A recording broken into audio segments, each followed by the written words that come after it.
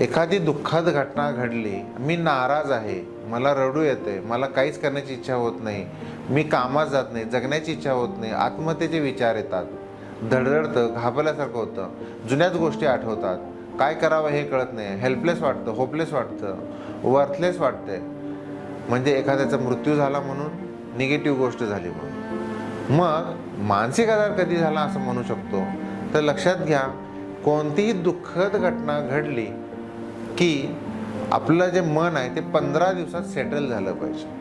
त्या दुःखद घटनेनंतर ही जी लक्षणं आहेत ती 15 दिवसाच्या निघून गेली पाहिजेत आणि ती व्यक्ती दैनंदिन जीवनामध्ये कंटिन्यू आपलं तिचं काम हे कंटिन्यू राहिलं पाहिजे.